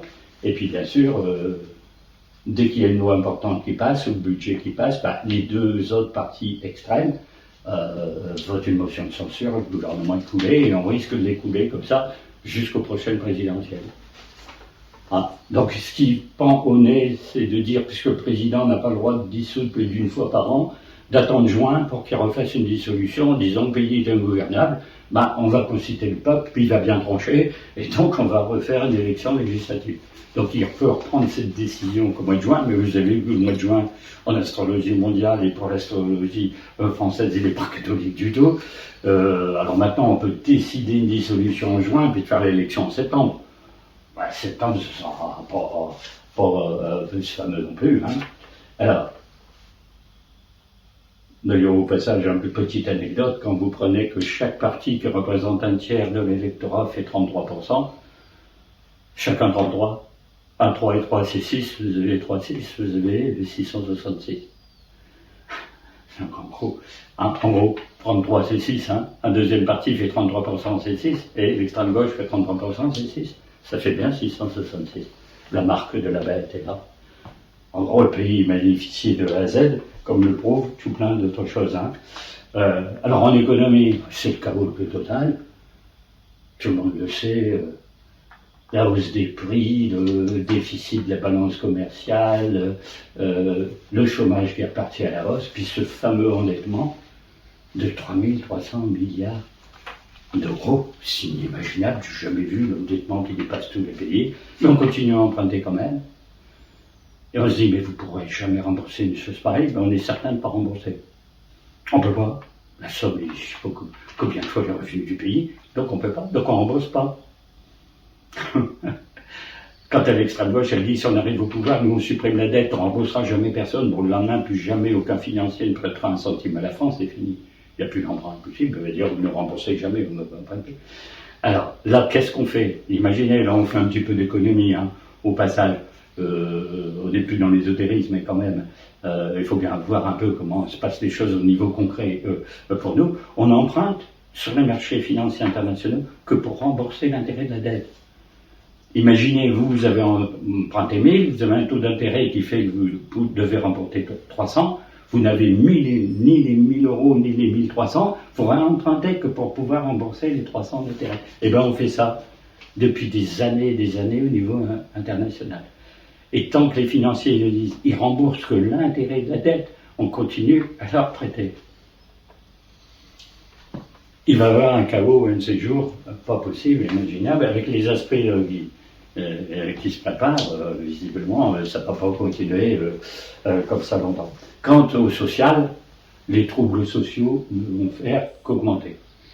C'est-à-dire grève, manif, violence de toutes sortes. La délinquance, ça monte vers le plafond, ça sera de pire en pire, puisqu'il n'y a aucune solution à rien, puisque les prisons ne peuvent plus rien faire, la justice ne peut plus rien faire, tout est en crise, c'est une catastrophe.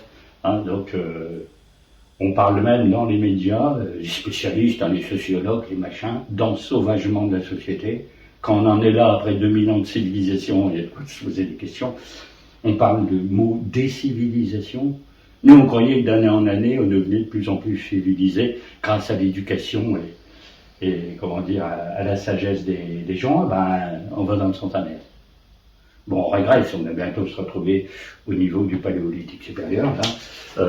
Donc, forcément, il y a des inquiétudes à se faire. Hein. Ça ne devrait pas s'arranger pour autant. Donc, en gros, toutes ces choses que vous connaissez bien, qui sont de 2024, sont les mêmes, mais encore une fois, en bien pire, en 2025. Et de dire il va y avoir un grand tournant, on va prendre le pays à bras-le-corps, vous allez voir des ministres à peine, qu'est-ce qu'ils vont faire comme changement? En fait, ils ne peuvent pas grand-chose. Parce que bien sûr, beaucoup de décisions dépendent de Bruxelles, beaucoup de décisions dépendent des États-Unis, beaucoup de décisions dépendent de l'ONU. Il suffit de faire quelque chose, bon, je ne sais pas, en matière de justice. Bon, soit le Conseil d'État vous casse la nouvelle loi, soit l'Europe vous casse la nouvelle loi.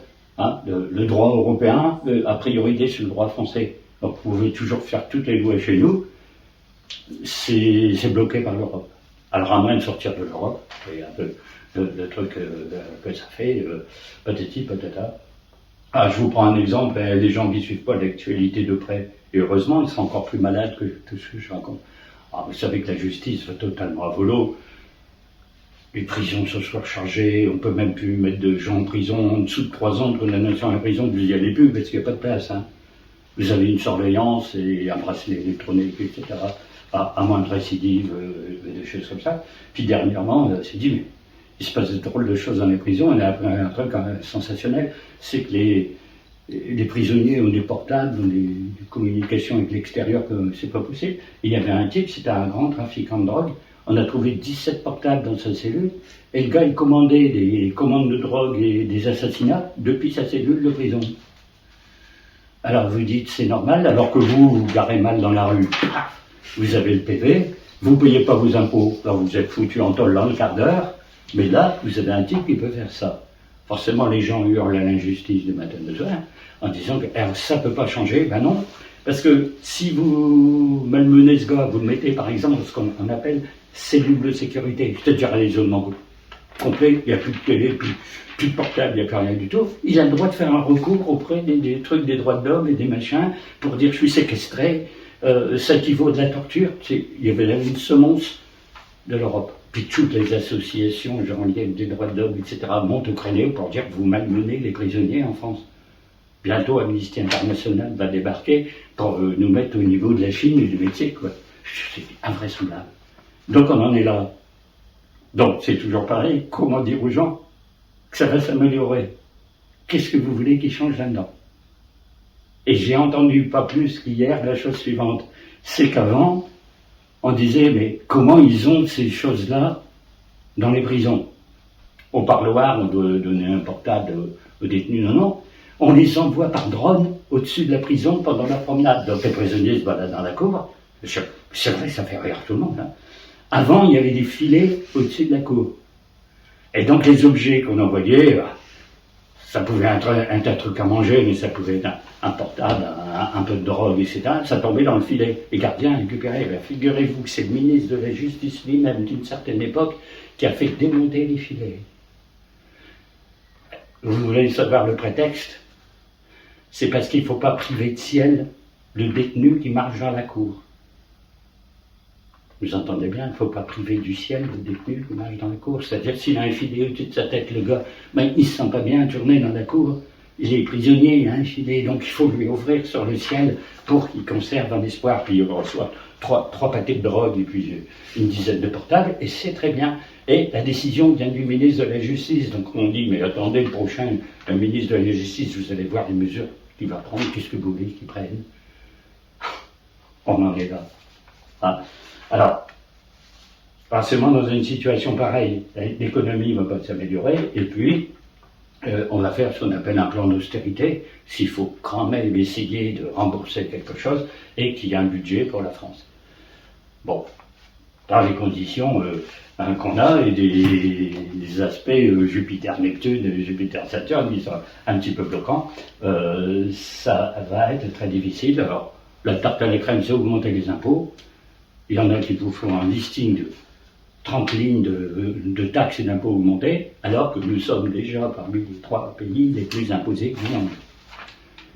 Donc vous êtes légitimement, encore une fois, on ne veut pas faire de polémique puis dénigrer qui que ce soit ici, mais si on est le pays qui perçoit le plus d'impôts du monde, comment ça se fait que les caisses sont toujours vides et qu'on recourt à l'emprunt tout le temps parce que l'État n'a jamais d'argent?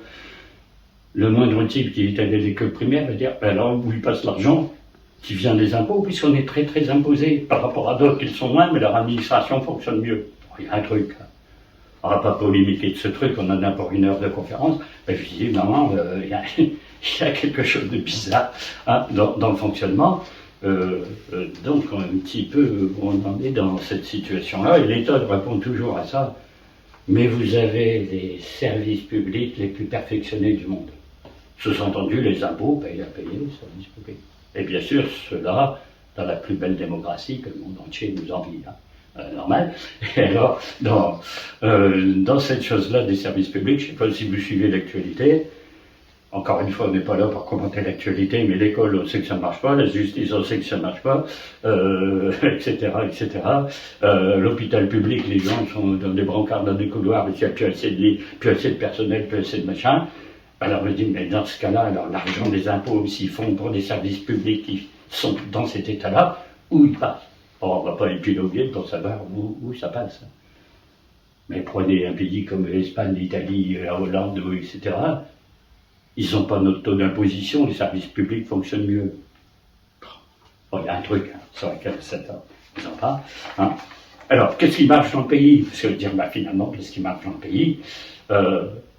Eh bien, c'est tout ce qui est décorum, jeu, choses. Ils se sont dit, qu'est-ce qu'a réussi le président cette année? Eh bien, la commémoration du débarquement en Normandie, plein de chefs d'État, de cérémonies sensationnelles, tout le monde le trouvait impeccable comme réalisation, pas un hiatus, pas une bagarre, impeccable. Les Jeux Olympiques, des performances inouïes, une sécurité totale.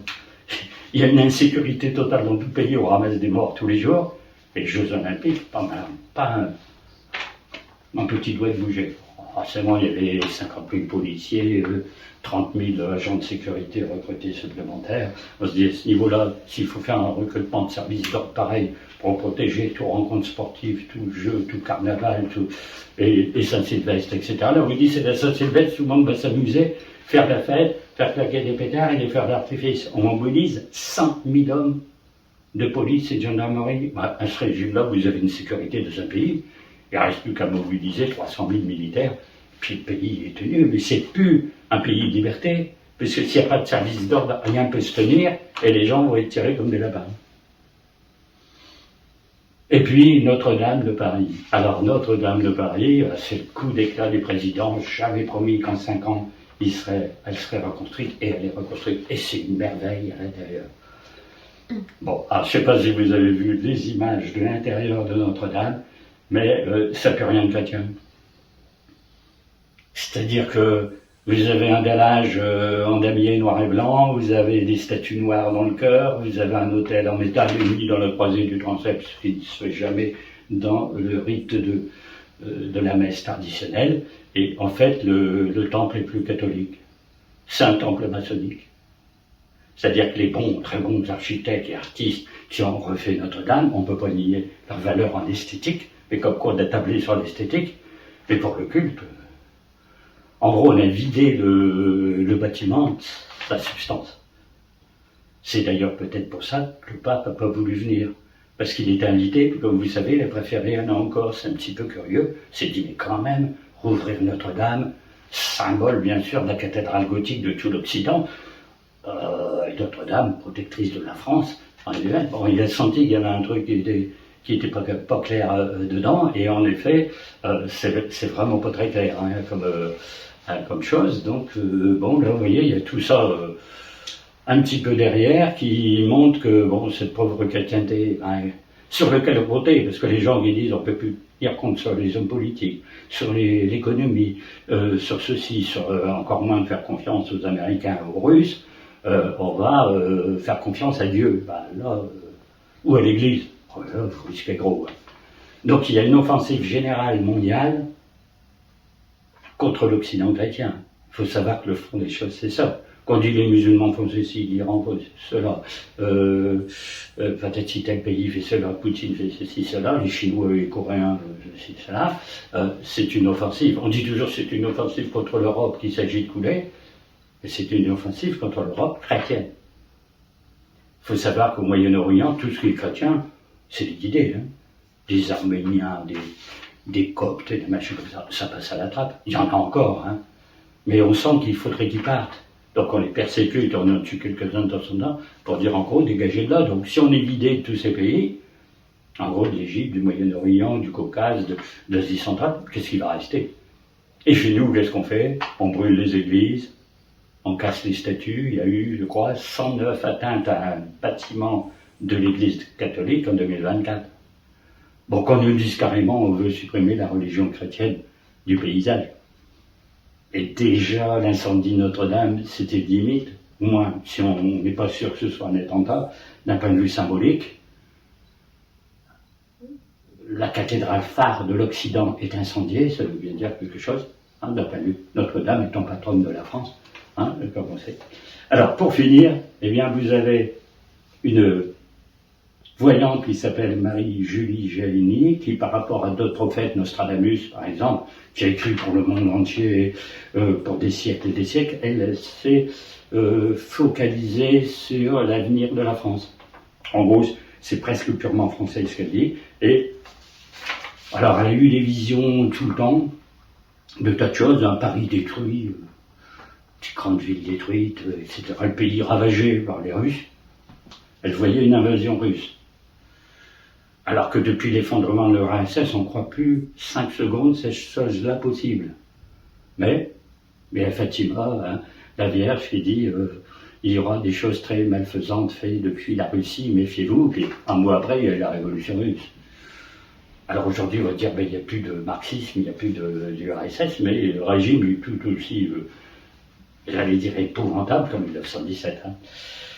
Et donc elle voyait des choses terribles pour la France, et en particulier pour la religion chrétienne, et donc elle a, dans toutes ses visions, il y a quelqu'un, une secrétaire, un gars qui était là, qui copiait.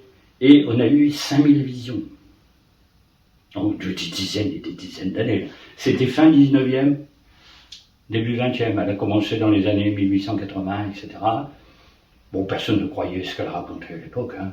C'était un petit peu farfelu, hein. Mais on a regroupé un peu tous les visions qu'elle avait, parce que beaucoup c'était à peu près les mêmes, pour faire un canevas, un listing de visions.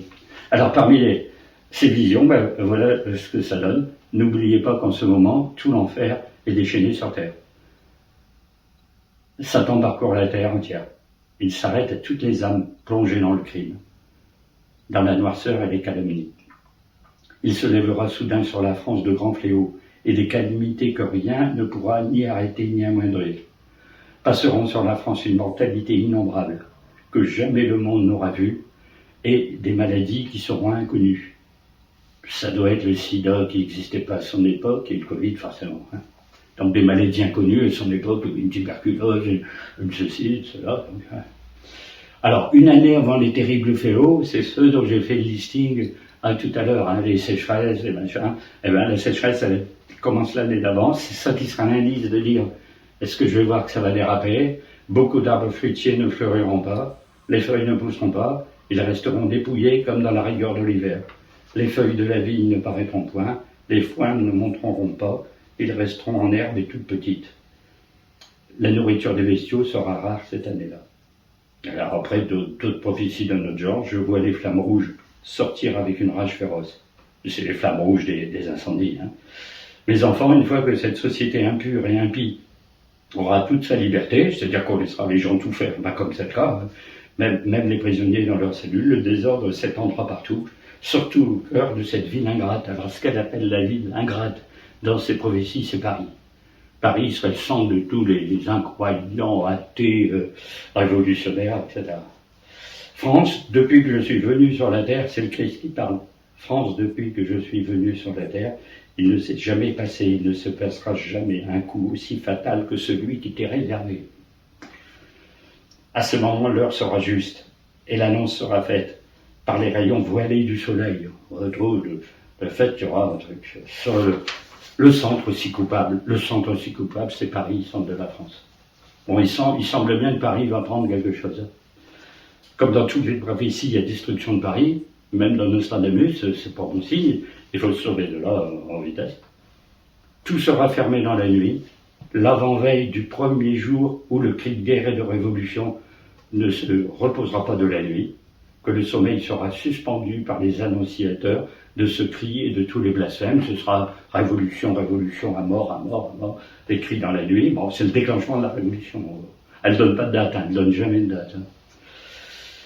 Je vois tout détruit. Mes croix, c'est l'Église qui parle. Mes croix et mes saints brisés, c'est les statues des saints. Mes églises prêtes à recevoir de cruels attentats, l'incendie, et tout. C'est ce qui est promis à la France. Alors, bien sûr, ça va de soi de dire, ça n'a pas l'ombre d'un quart d'un milliardième de réalisation. C'est pas si sûr. Vu ce qui se passe, Moi, mon point de vue, c'est déjà commencé. On l'a déjà, ça, pas encore très grave, mais on l'a déjà. Alors après tout ça, comme on est fin décembre, on va se dire bonne année 2025, quand même. Bon, mais il faut conserver un certain optimisme, un certain espoir, quand même, parce que ça, c'est qu'une période momentanée de fin de cycle. Donc, comme toute fin de cycle, ben, on suit un nouveau. Quand une période de 26 000 ans que j'ai parlé est finie, ben, il y a un nouveau cycle de 26 000 ans qui commence. Donc, la fameuse ère du Verseau, qui n'est que le premier signe d'une nouvelle période de 26 000 ans, ben, c'est un renouveau complet. Et comme c'est un signe de révolution, de révolution, d'innovation, d'originalité, de fraternité, du tout, eh ben, ça redémarre. Le tout, c'est de passer la période de quelques dizaines d'années qu'on a en ce moment vers le renouveau. Et la Bible dit clairement, dans l'Apocalypse, on dit, le diable sera jeté dans les temps de feu, le faux prophète sera éliminé, je reconstitue toutes choses nouvelles, je refais un monde nouveau, c'est Dieu qui parle, je refais toutes choses nouvelles, c'est de nouvelles ères. Je dis, il y aura des cieux nouveaux, il y aura une terre nouvelle. Donc, c'est rénové. Pas la période actuelle, mais c'est rénové. Qu'est-ce qu'on fait là-dedans? Nous, résister à ce qui se passe, pas en rajouter. Pas rajouter du crime au crime, de la violence à la violence. Essayer de limiter les casses, se sauver des grandes villes. Là, Bruxelles, machin, Paris, ça va sauter, hein. Et les grandes villes européennes, etc., etc. À la rigueur, on se réfugier dans le sud, c'est-à-dire l'Occitanie, en gros, la Bretagne, la côte atlantique, le Portugal. Bon, ce coin-là serait épargné par les fléaux. Ouais, c'est un peu particulier, quand même. Et puis après, avoir l'esprit de l'ère nouvelle. Ce que j'appelle avoir l'esprit de l'ère nouvelle, c'est avoir déjà la mentalité du Verseau avant que le Verseau n'arrive. Quand vous faites ça, vous captez les vibrations déjà envoyées par la constellation en question. Donc, si vous êtes dans un esprit Verseau, vous captez la vibration Verseau, et si vous restez attaché à l'air qui finit parce qu'elle vous plaît, vous tirez vos marrons du feu, vous êtes riche dedans quand même, vous prenez les vibrations négatives de l'air qui finit, vous finissez avec. Donc voilà un petit peu le contexte, bien sûr. On aurait pu donner des explications de double temps, mais vous pouvez tout approfondir de tout ce qui a été survolé un petit peu. Voilà, chers amis, bonne année 2025, merci.